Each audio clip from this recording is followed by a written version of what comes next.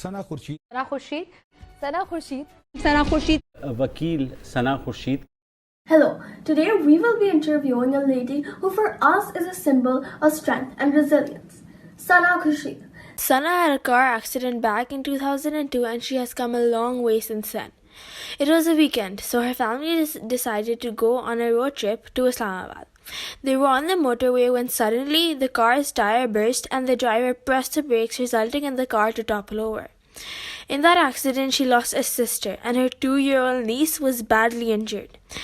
She was bedridden and paralyzed from the neck down, but today she has come as far as being able to sit on a wheelchair. After the accident, Sana had broken a lot of limbs. She had broken all 4 of her limbs. Sana had a leg fracture and numerous other things, but the main thing, which was the most critical, was her injury in the spine. The injury was so serious that it left her paralyzed from neck down. How did your mental health get affected? I think I was surrounded by friends and family and everybody, and they never made me realize of all what I had lost. They never left me alone and they didn't give me a chance to actually think of what had happened to me. But after I came back from England and all that hype, and now I was okay, I was stable, and then it hit me then that this was it. This was my life. You know, I am going to be bedridden and I'm going to sit occasionally on my wheelchair, and wow, this is it, and nothing more, nothing less. This is how I'm going to spend my life. I think the depression and the darkness, and that hit me then after I came back from England, because all that before that it was a battle for survival.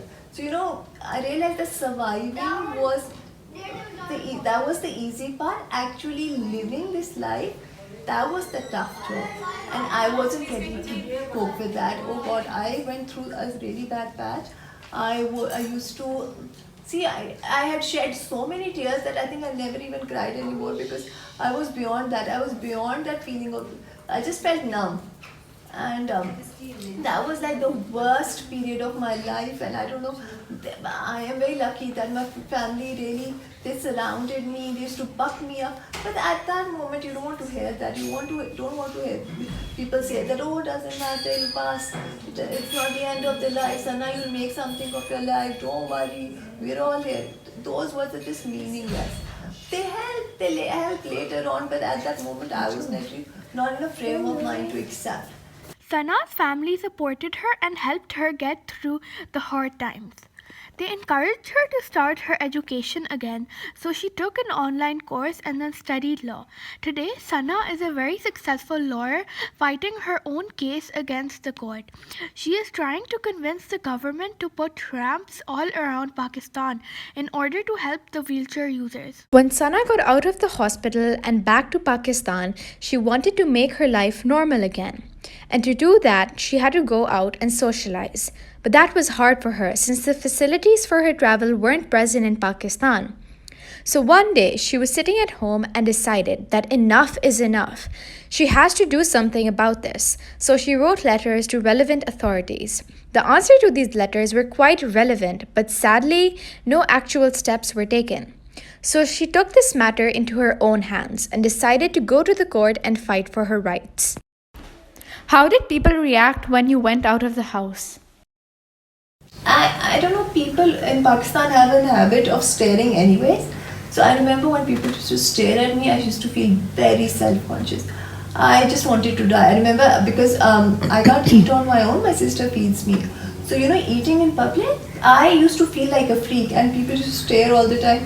And I was very, very self-conscious. Sana realized that her strength came from within. She believes that people will view her in the same way that she views herself.